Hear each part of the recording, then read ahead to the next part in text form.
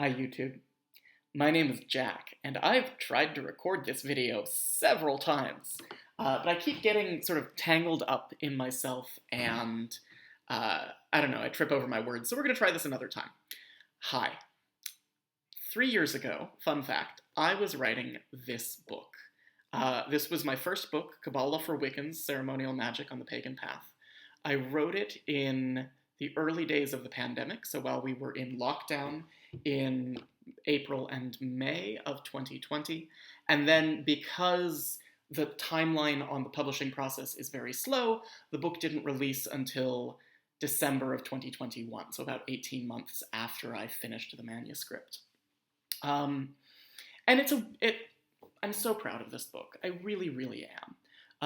Qabalistic for Wiccans is intended to be an introduction to Golden Dawn-style Hermetic Kabbalah and Kabbalistic magic, written for an audience of witches and pagans who are not coming from a ceremonial magic background and who are kind of idly curious about what Kabbalah is, whether it's relevant to what they do, and whether it's worth their time to study. That was the goal that I had in mind when I started writing this book. And I think it accomplishes that goal. I really like a lot of what I have to say in this book. But at the same time, I've changed in the past 3 years. My magical practice has changed. My understanding of Wicca, of Wiccan history, has changed. And in many ways, this book, while I'm very proud of it, is no longer reflective of the way I think about Wicca or the way I practice Wicca. So I just want to talk through that a little bit. I think we sometimes have this idea that books by pagan authors are representative of their definitive and unchanging perspectives and opinions on things. And that's really very untrue. A book is reflective of one author's views on things at a moment in time. But authors are human. Authors continue to grow and change, experiment with new things, throw out old things. Their practice continues to evolve. Their experience of certain things deepens. Their interests change over time. The same as is true for any other magical practitioner. And so even just 3 years down the line, my magical practice looks quite different than it did when I wrote this book. And my thoughts about Kabbalah, its relationship to Wicca, Wicca's putative relationship to the Golden Dawn, all of those things have also changed over time. Which is not to say that this isn't a good book or I don't stand by it, because I think it's a really good book. I do. But this book is also a bit of a time capsule. And it reflects how I was thinking about these things at the time that I wrote it, but it doesn't reflect how I think about them now. And this is a common phenomenon. I have talked to a couple of other friends who are pagan authors who have similar experiences of, like, in such and such book, there are things that I would change if I could go back and do it differently, or maybe I wouldn't even write such and such book at all if I were doing it today. I have a friend who's going back and producing a revised edition of one of her books, and there's so much that has changed about the way she thinks about magic since she wrote that book, that the book almost would need to be a completely different book in order to be accurately reflective of how she views things now. Things change, right? Authors change, our perspectives change. And I want to talk a little bit about how my perspective has changed, specifically with regard to this book. Because when I came into Wicca, I learned a version of Wicca and a version of Wiccan history that drew quite heavily, extensively, and explicitly from certain ceremonial structures put in place by the Golden Dawn. So one of the classic examples of this is the 4 elemental tools in Wicca: the wand, the dagger, the cup, and the pentacle, and sort of the connection between those and the 4 elemental weapons of the Golden Dawn.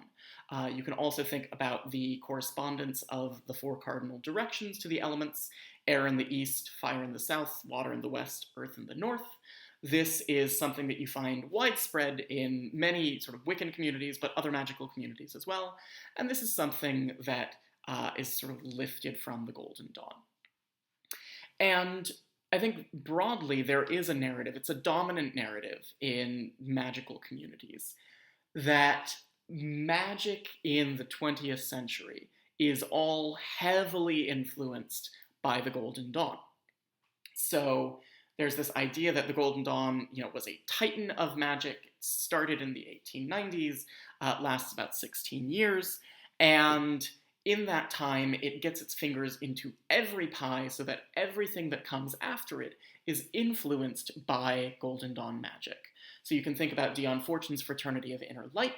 You can think about Aleister Crowley and the various esoteric bodies he set up. And all of these systems of magic are understood as products of the Golden Dawn in one way or another.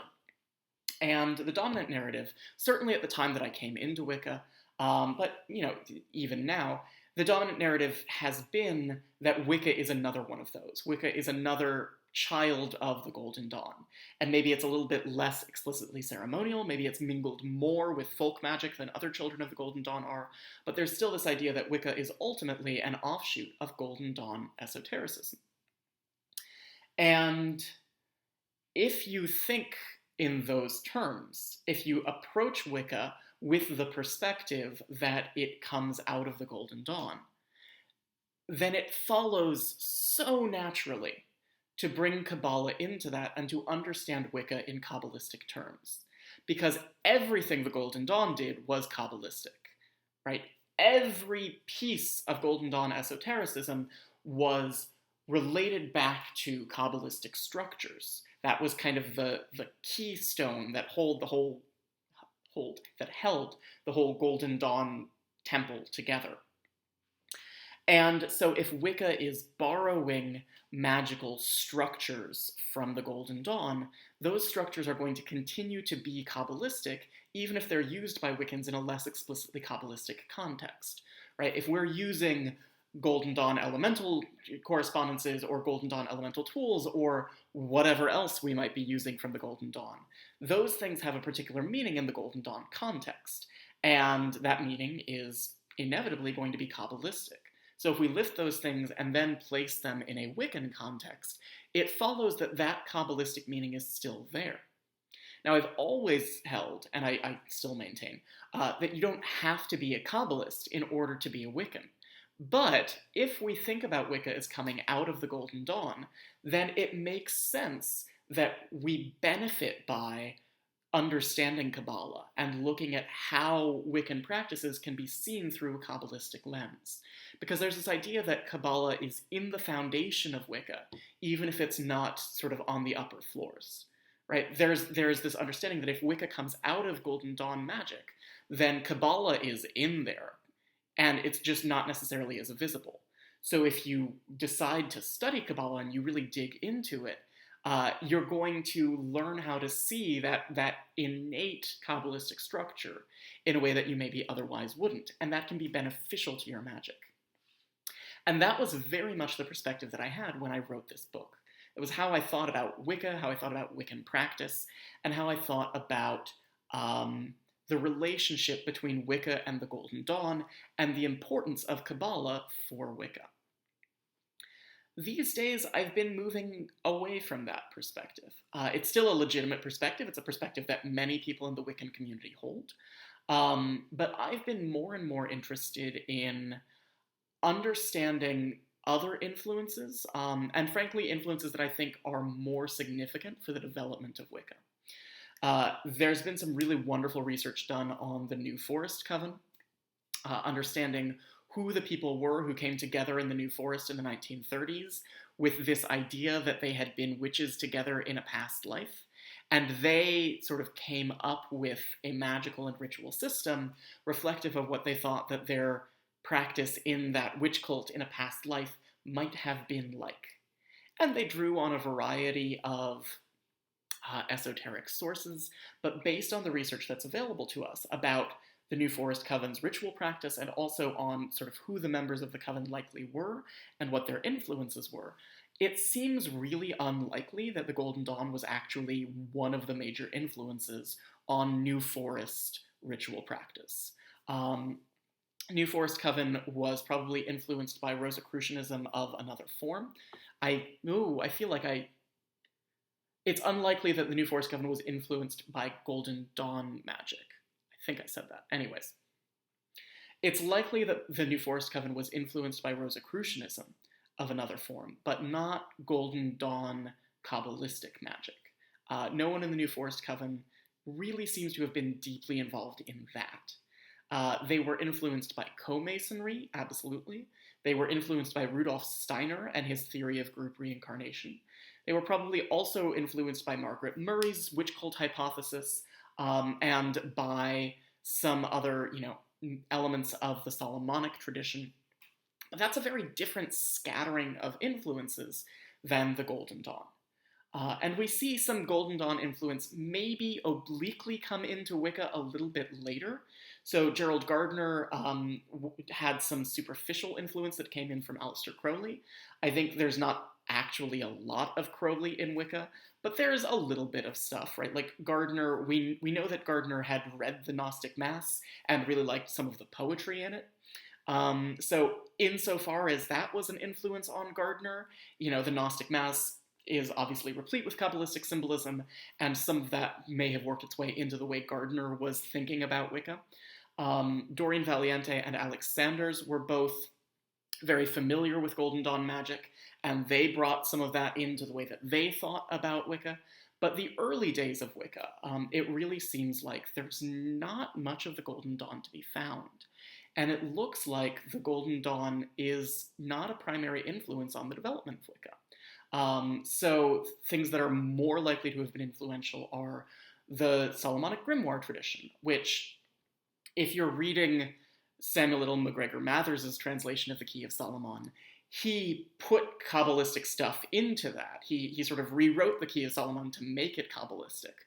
But the grimoire tradition itself is actually not terribly Kabbalistic.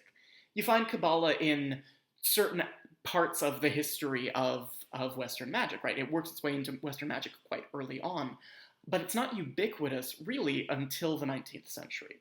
And up through the 19th century, you have a lot of different strands of esotericism, like the grimoire tradition or like Enochian magic, that aren't Kabbalistic in nature until the Golden Dawn decides that they should be. So, grimoire magic, Freemasonry, again, not really Kabbalistic unless maybe you're doing Scottish Rite stuff.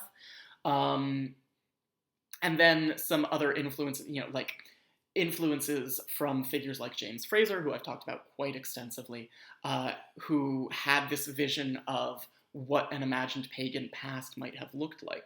But it really looks like early Wiccan ritual and magic probably just wasn't Kabbalistic, probably just didn't have Kabbalistic influences.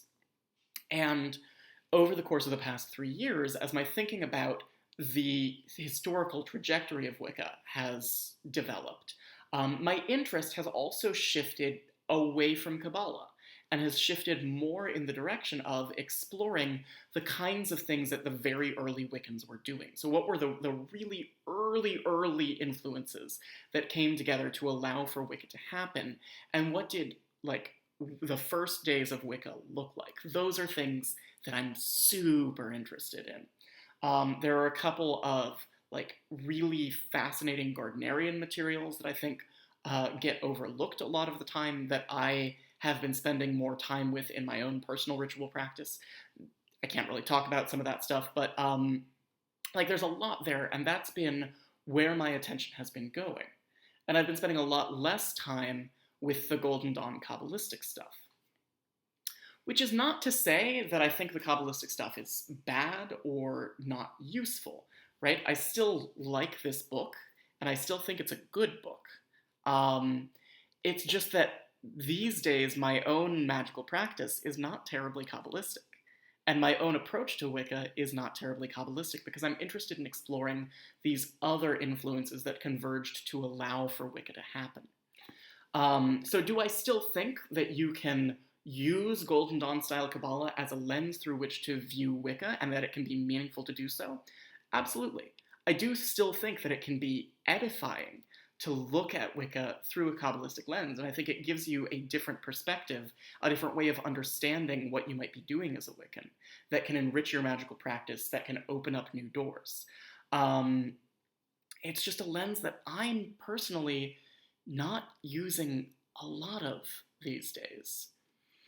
And then, I mean, there's also always sort of the question about whether or to what extent it is appropriate for Gentile magical practitioners to be engaging with a magical system that has its roots in a violent appropriation from and suppression of Jewish culture.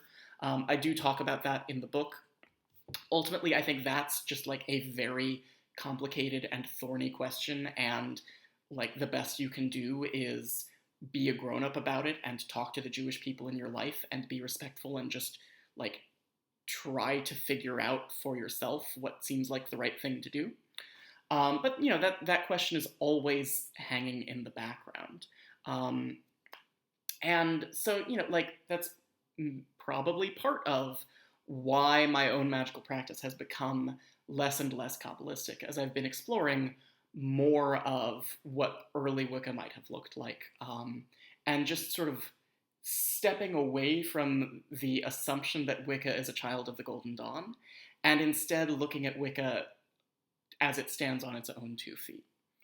And yeah, I mean, I think we have this habit of thinking that a book is reflective of like a magical tradition or a particular author. Sort of it crystallizes and it's that way for all eternity and nothing ever changes. And that's not true, right? Books are reflective of just a moment in time. And every book is still, you know, potentially worth reading and potentially valuable. But when you read a book that's even a book that's just a couple of years old, but especially books that are much older, it's important to keep that in mind, that you're seeing a snapshot of what one person thought at one point in time.